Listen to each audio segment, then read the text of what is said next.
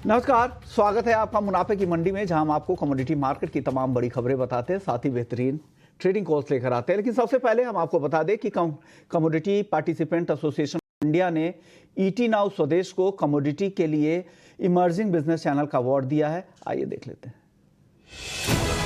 Emerging business channel, and that goes to ET Swadesh.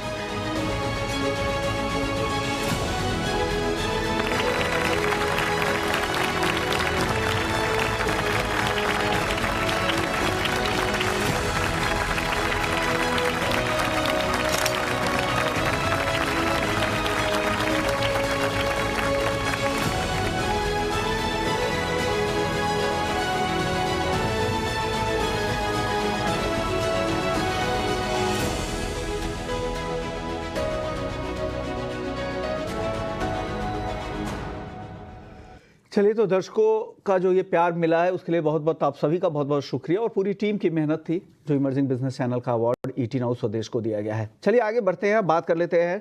सबसे पहले अपने मेहमानों की उनसे परिचय आपको करवा दें। आज हमारे साथ 6 मेहमान होंगे अगले आधे घंटे तक, जिनसे हम तमाम मुद्दों पर चर्चा करने वाले हैं। अनुज गुप्ता हैं HDFC सिक्योरिटीज़ से, रविंद्र राव हैं कोटक सिक्योरिटीज़ से, दीपेन शाह है Steven.com से, बिटूपन मजुमदार है हमारे साथ bmazumdar.com से, और साथ ही 2 और मेहमान हमारे साथ होंगे। रुपेश गोयल होंगे, जिनसे हम ग्वार के बारे में जानेंगे कि ग्वार को लेकर क्या नई रिपोर्ट है। उनकी जो सेमिनार हुई थी राजस्थान एग्री ग्रुप की, तो वहाँ से क्या कुछ निकल कर आया है, ग्वार पर उसका आगे क्या असर होगा, उसकी चर्चा करेंगे। साथ ही हमारे साथ राहिल शेख साहब भी होंगे, वाइस चेयरमैन है एस्ट्रा के, जिनसे हम शुगर की बढ़ती कीमतों पर चर्चा करेंगे। क्यों बढ़ रहे हैं चीनी के दाम, इंडस्ट्री के लिए क्या है फ़ायदा, क्या है नुकसान, तमाम मुद्दों पर चर्चा करेंगे। लेकिन चलिए सबसे पहले आज बात कर लेते हैं कच्चे तेल की, क्योंकि कच्चा तेल अभी भी तेजी के मूड में ही दिख रहा है। अनुज जी, क्या हो रहा है कच्चे तेल में, क्या करना चाहिए, यहाँ से किस तरह की तेजी और बन रही है यहाँ पर? Vishnu ji, good morning. देखिए, सबसे पहले तो आपको अवार्ड्स के लिए बहुत बहुत कॉन्ग्रेचुलेशंस। Thank you sir. आपकी मेहनत जो है वो रंग ला रही है धीरे धीरे, और आप सर चरम पर आते हुए दिख रहे हैं सर। सो देखिए, जहां तक सवाल है क्रूड का, तो हमने देखा क्रूड के अंदर एक रेंज बाउंड मोमेंटम देखने को मिला। अगर आप लास्ट वीक की बात करेंगे तो यहाँ पर हमने एक स्टेबल मोमेंटम देखा। हालांकि लास्ट वीक इसने $96 को भी टेस्ट किया था, बट उसके बाद अगर आप देखेंगे तो 92 93 के आसपास ये मूव कर रहा है। तो कहीं ना कहीं हमने जो एक इकोनॉमिक स्लोडाउन देखा, उसकी वजह से कहीं ना कहीं मार्केट थोड़ा स्टेबल हुआ है। और अगर आप देखेंगे तो डॉलर इंडेक्स में 105 के ऊपर ट्रेड कर रहा है, तो उसकी वजह से भी हमने एक सेलिंग प्रेशर थोड़ा सा यहाँ पे रुकता हुआ दिखाई दिया है। हमें लगता है कि मार्केट अभी थोड़ा सा एक स्टेबल फॉर्म में रहेगा। यहाँ पर हम एक्सपेक्ट कर रहे हैं कि मार्केट को एक रेंज बाउंड मोमेंटम रह सकता है। तो यहाँ पर मैं बिकवाली की सलाह देना चाहूंगा। अगर हम फ्यूचर्स की बात करें तो क्रूड में करीबन 7550 के आस बिकवाली कर सकते हैं। 7580 7600 के आसपास का स्टॉप लॉस लगाए, करीबन 7:30 तक को मिल सकता है। वहीं अगर हम बात करें ऑप्शन ट्रेडिंग की, तो हमें लगता है कि यहाँ पे मार्केट में थोड़ा सेलिंग प्रेशर रहेगा। तो पुट ऑप्शन मुझे लगता है कि यहाँ पे खरीदारी के तौर पे देखने को मिल सकता है। तो अगर हम बात करें 7400 के पुट ऑप्शन की, जो कि करीबन अगर हम देखें तो 170 के आसपास चल रहा है, मुझे लगता है कि यहाँ पे ट्रेड लेना चाहिए। मतलब 7400 का जो पुट ऑप्शन है उसको खरीदारी का ट्रेड ले सकते हैं। ऊपर हम एक्सपेक्ट कर रहे हैं कि एक बार 220 225 तक का टारगेट देखा जा सकता है, और स्टॉप लॉस करीबन 120 पे लगा सकते हैं। तो मोमेंटम अगर हमें देखें तो सेल ऑन राइज का मार्केट क्रूड में देखा जा सकता है। कहीं ना कहीं जो सप्लाईज है वो यहाँ पर थोड़ी बढ़ सकती हैं, ऐसा एक्सपेक्टेशन लग रहा है। मुझे लगता है कि सेल ऑन राइज का मार्केट क्रूड में यहाँ देखने को मिल सकता है। ओके, सेल ऑन राइज के साथ यहाँ पर काम करने की सलाह,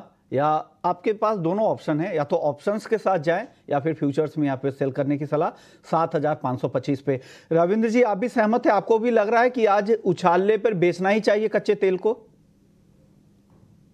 वेल, मेरे हिसाब से इंट्राडे पर्सपेक्टिव से मुझे लगता है कि एक बार 7580 से 7600 तक के लेवल्स आने चाहिए, क्योंकि अभी प्राइसेस लोअर लेवल्स पे चल रहे हैं। तो हम एक बाइंग रिकमेंड करेंगे इसमें टुवर्ड्स 7500, और लोअर लेवल्स पर 7460 स्टॉप मेंटेन कर सकते हैं।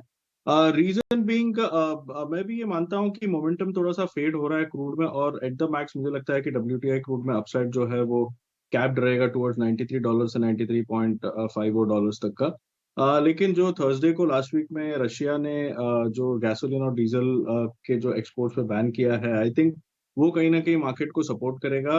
जो फेड का जो आउटकम था वो थोड़ा बहुत उसकी वजह से हमने एक थोड़ा बहुत करेक्टिव मूव देखा है, लेकिन $88 के नीचे प्राइस सस्टेन नहीं कर रहा है, तो मेरे हिसाब से एक एक फिर से एक अप मूव आ सकता है, लेकिन मोमेंटम जरूर फेड हो रहा है इसमें। बट इंट्राडे पर्सपेक्टिव से मुझे लगता है कि prices are very near to the support, so 7,580 7,600 तक के टारगेट्स मुझे लग रहे हैं। तो 7,500 पे बाइंग करके 7,460 का स्टॉप लॉस मेंटेन कर सकते। ओके बिटूपन, आपकी राय क्या है? एक बाई एक सेल कॉल, आप किस तरफ जाना चाहेंगे कच्चे तेल में? देखिए विश्वमन जी, पहले तो आपको बहुत बहुत बधाई हो, और हम शुक्रिया लोग के लिए सर, थोड़ा शुक्रिया। और क्रूड ऑयल के बारे में बताता हूँ। देखिए क्रूड ऑयल में एक्चुअली जो सिनारियो है, पहले तो लास्ट वीक भी हमने बताया था कि मार्केट थोड़ा करेक्ट कर सकता है, और यहाँ पे लास्ट वीक थोड़ा सा करेक्ट किया था $88 के आसपास में। वहां पे एक डोजी फॉर्मेशन है, और इस वीक का फॉर्मेशन भी एक डोजी जैसा ही है। लेकिन फिलहाल इमीडिएटली कहना कि मार्केट में सेलिंग मोमेंटम आ जाएगा, थोड़ा सा प्रीमेच्योर रहेगा। अगर ये मार्केट $88 के नीचे सस्टेन करता है, तभी यहाँ पे सेलिंग थोड़ा अच्छा रह सकता है मैं भी नाइमेक्स में। तो तब तक थोड़ा रेंज बाउंड मार्केट है, और यहाँ पे मैं थोड़ा सेफ बेट पे जाना चाहूंगा विद द ट्रेंड, और ये कंसोलिडेट कर रहा है फिलहाल के लिए। और मार्केट में 2 लेग का रैली हुआ है बॉटम से, तो यहाँ से और एक रैली पहुंच सकता है या हो सकता है, क्योंकि जो लास्ट वीक का रिजेक्शन था जो टॉप से, वो ऑलमोस्ट एक रेजिस्टेंस था, तो वहां से मार्केट थोड़ा रिजेक्ट किया है। यहाँ पे ट्रेंड अभी भी वीक नहीं हुआ है, थोड़ा कंसोलिडेट कर रहा है, और कंसोलिडेट मार्केट करता है तो मैं डिफेंसिवली थोड़ा ट्रेड करूंगा with the trend consolidation phase में। तो मैं प्रिफर करूंगा थोड़ा डिप्स में बाय करने के लिए। तो 7480 के आसपास मेरे हिसाब से क्रूड ऑयल ले सकते हैं, जो रविंद्र जी ने बताया था कि बाय के लिए, या 7600 का मेरा टारगेट रहेगा, 74 के नीचे मेरा स्टॉप लॉस रहेगा। तो safe bet buy on dips on crude oil. Okay, नहीं, दो एक्सपर्ट्स को लगता है बाय ऑन डिप्स 7500 के नीचे खरीदने की सलाह, 7525 पे बेचने की सलाह अनु जी की। दीपेन जी, आपकी राय क्या है? 2 बाई 1 सेल, अब आप बताएं। देखिए सबसे पहले तो शो पे बुलाने के लिए आपका धन्यवाद, congratulations to you and the Thank team you, for sir. The award. और इसके साथ साथ मैं श्योर हूँ कि ये तो सिर्फ बिगनिंग है, आपको और भी ऐसे अवार्ड्स मिलते ही रहेंगे, दर्शकों का प्यार आपके बढ़ता ही रहेगा। Thank you so much sir. देखिए अगर क्रूड की बात करेंगे तो कहीं ना कहीं हम प्राइसेस पे थोड़ा स्टेबिलिटी या स्टैग्नेंसी देख रहे हैं, और ये स्वाभाविक है बिकॉज बहुत अच्छी तेजी हमने आते हुए देखी है। और अभी कभी भी कहीं भी ऐसे कोई इंडिकेटर्स अभी भी आए नहीं है मार्केट्स में जो ये डिटरमाइन करे कि तेजी का ट्रेंड या तेजी का माहौल कंप्लीट हो चुका है। तो जब तक ऐसे कोई सिग्नल्स नहीं आते तब तक बाई ऑन डिप्स की रणनीति ही रखेंगे। ऑप्शंस बहुत ही अच्छा नजरिया है इन लेवल्स पे, अगर आप हायर लेवल्स पे ऑप्शंस का इस्तेमाल करेंगे या क्रूड ऑयल मिनी कॉन्ट्रैक्ट्स को यूज करेंगे ट्रेड करने के लिए, तो आपका रिस्क भी आपके अंडर रहेगा और बहुत अच्छी अपॉर्चुनिटी भी आप बाइंग ऑन डिप्स की कर सकते हैं। टेक्निकल लेवल्स ऑलरेडी सुझाए गए हैं, तो आई थिंक उनको फॉलो करके आप चल सकते हैं। ओके, एनजी में दीपेन जी क्या करना चाहिए? सितंबर का देखिए- कॉन्ट्रैक्ट हालांकि ये एक्सपायरी है कल, अक्टूबर के कॉन्ट्रैक्ट में बताइए क्या करें 240 के आसपास हो इन भाव पर? थोड़ा वेट करना चाहिए बिकॉज 15 से 20 पॉइंट का प्रीमियम है, तो थोड़ा वो प्रीमियम श्रिंक होने दे। डिप्स आती है तो मिनी कॉन्ट्रैक्ट्स को आप 225-220 के आसपास बाय करने की कोशिश करें। गोल्ड और सिल्वर की बात कर लेते हैं। रविंद्र जी, गोल्ड और सिल्वर दोनों में क्या कॉल है आज? बहुत ही सुस्त चाल दिख रही है, क्या किस ट्रिगर का इंतजार है अब गोल्ड सिल्वर को? तो वेल मेरे हिसाब से इंटरडे पर्सपेक्टिव से थोड़ा सा वीकनेस लग रहा है। और में हमने पिछले वीक में एक बहुत अच्छा अप मूव देखा था, लेकिन इस वीक में नहीं, इनफैक्ट आई वुड से कि आज के सेशन में थोड़ा सा वीकनेस लग रहा है। 72,800 तक के लेवल्स पॉसिबल है, इसलिए हमने एक शॉर्ट का कॉल दिया है। इवन गोल्ड में भी पॉसिबिलिटी है कि एक बारी प्राइजेस 58,700 के आसपास आ सकता है। तो इंटरडे पर्सपेक्टिव से मुझे लगता है कि थोड़ा सा वीकनेस रहेगा। ट्रिगर्स की अगर बात करें तो मेरे हिसाब से इस वीक में पीसी इन्फ्लेशन डेटा है। लास्ट वीक में फेड का जो एफओएमसी मीट था उसमें काफी हॉकिश साउंड किए थे फेड ऑफिशियल्स।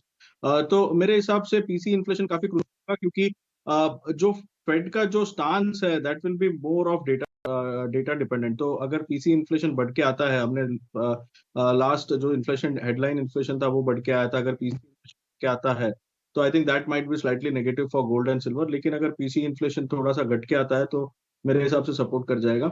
लेकिन इसमें मेरे हिसाब से एक इम्पॉर्टेंट फैक्टर ये है कि डॉलर इंडेक्स जो है वो 105.80 का एक स्टिफ रेजिस्टेंस है, मार्च 2023 का हाइस है। मेरे हिसाब से वहां पर एक बार अटकना चाहिए। अगर वो नहीं अटकता तो फिर और ऊपर जा सकता है, अदरवाइज मेरे हिसाब से आ सकता है डॉलर इंडेक्स में। Now this will be dependent on the PC inflation data. अगर वो पॉजिटिव आ जाता है, लाइक बढ़ के आता है, तो आई थिंक डॉलर इंडेक्स 105.80 के ऊपर निकल जाएगा। तो मेरे हिसाब से इन्फ्लेशन डेटा काफी क्रूशल होगा, प्लस जीडीपी डेटा है, कंज्यूमर स्पेंडिंग डेटा है। तो आई थिंक ये सारे इंपॉर्टेंट डेटास रहेंगे, क्योंकि फेड का जो फर्दर स्टांस है that will be dependent on this data. तो मेरे हिसाब से गोल्ड एक अगर शॉर्ट टर्म की बात करें तो एक रेंज बाउंड है 1933 on the lower side, upside में 1960 1970 का एक रेंज है। एक फॉलिंग ट्रेंड लाइन रेजिस्टेंस है, अगर 1970 के ऊपर सस्टेन कर जाता है तो हम एक बहुत अच्छी रैली देख सकते हैं गोल्ड में।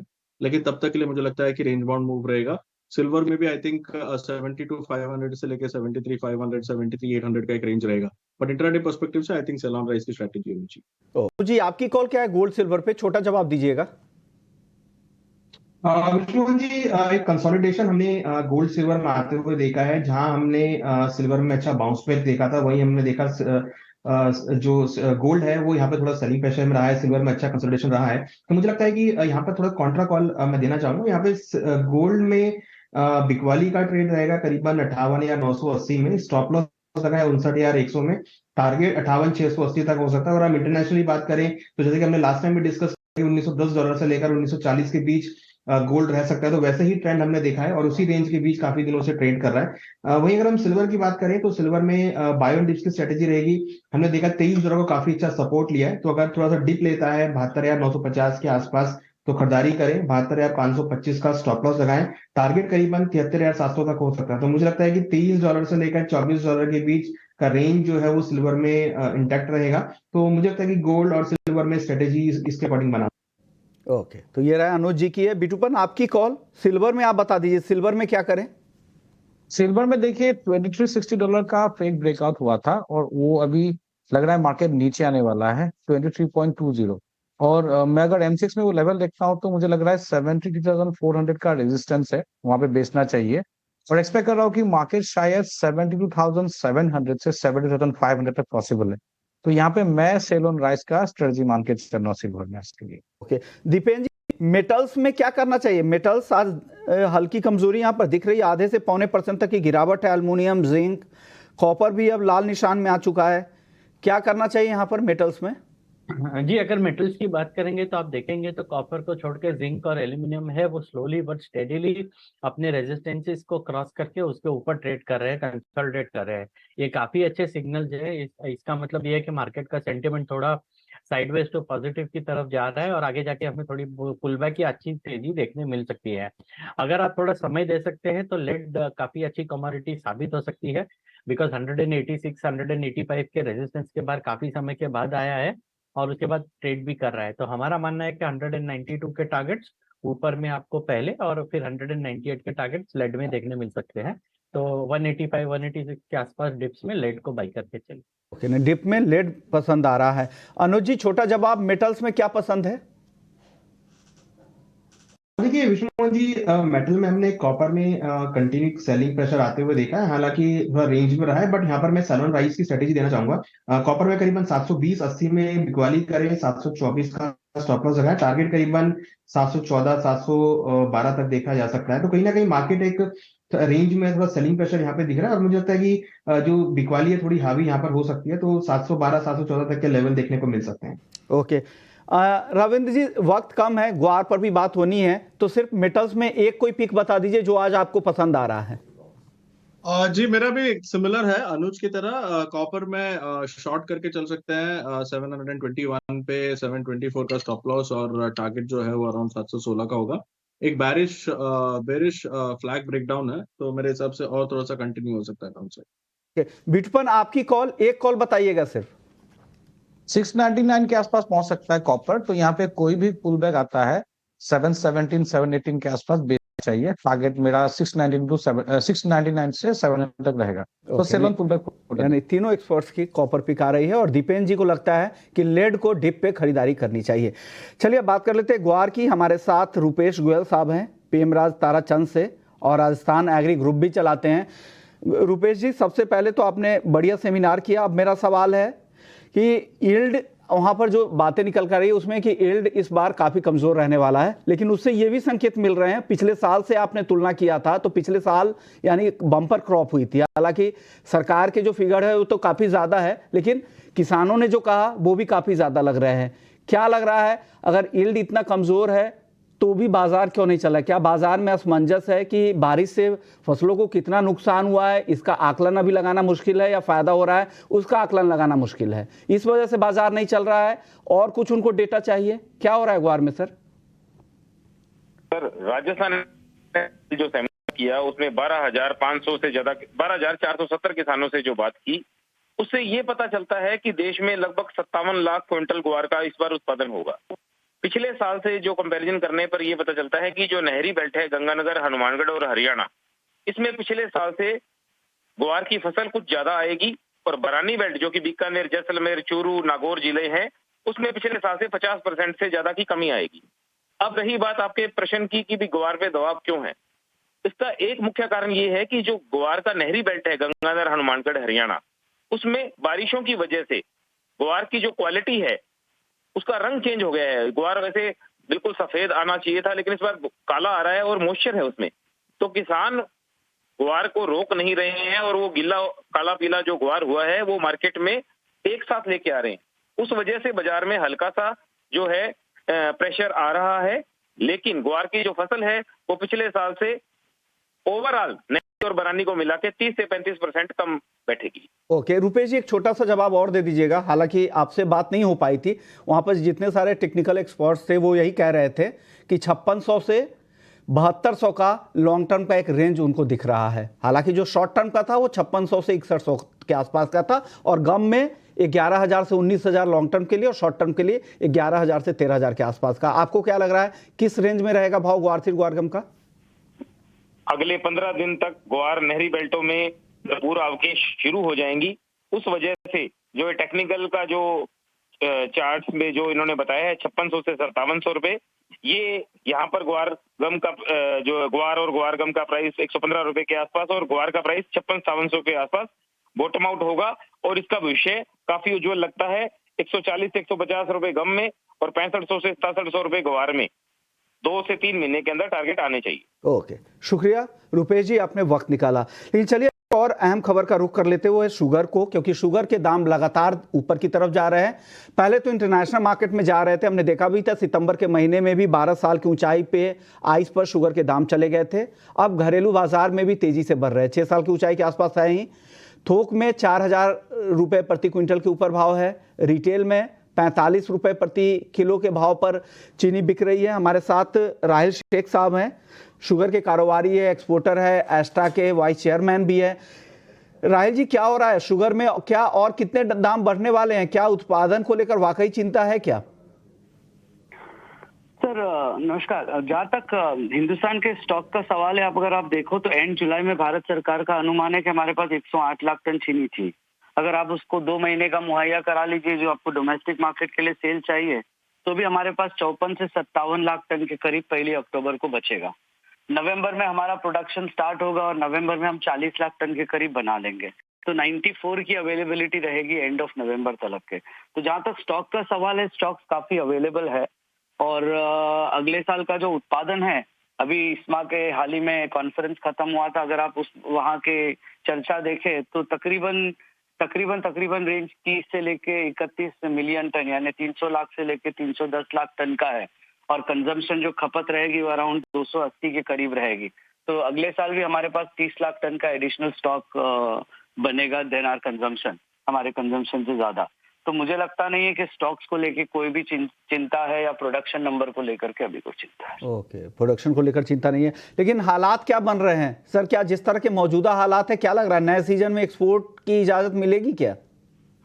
सर एक्सपोर्ट तो अभी फिलहाल तो मतलब मुझे नहीं लगता है कि सरकार के कहीं रेडार में भी है, बट जब उत्पादन के फिगर्स हार्ड नंबर आने लगेंगे फरवरी मिड तक के, तभी अनुमान लगा सकते हैं। अगर जैसे हमारा हिसाब है कि 300 से 310 लाख का उत्पादन होगा और 280 लाख की खपत होगी, तो 30 लाख हो सकता है उसमें से कुछ एक्सपोर्ट के लिए अवेलेबिलिटी मिल जाए। क्योंकि अगर आप हिंदुस्तान का बाजार देखें डोमेस्टिक में, तो हम यहाँ पे S30 का चीनी बेच रहे 36 रुपए से लेके 36,500 रुपए तक के पर टन पे करंट ईयर में। और जहां तक इंटरनेशनल मार्केट का अनुमान है, रॉ शुगर वहां बिक रही है 54,000 रुपए के हिसाब से, और व्हाइट शुगर है अराउंड 60,000 रुपए के करीब। तो अगर उत्पादन ज्यादा रहेगा और ये डिफरेंस ऑफ इतना प्राइस रहेगा, तो मेरे ख्याल से इंडस्ट्री और ट्रेड जो है वो थोड़े बहुत एक्सपोर्ट के लिए पिच करना चाहिए, बट आज उसके बारे में बात करना बहुत इरेलेवेंट चीज है। ओके, अभी इनिशियल डेज है, देखते हैं आगे क्या होता है। शुक्रिया राहिल जी, आपने वक्त निकाला। आप सभी मेहमानों का भी बहुत बहुत शुक्रिया।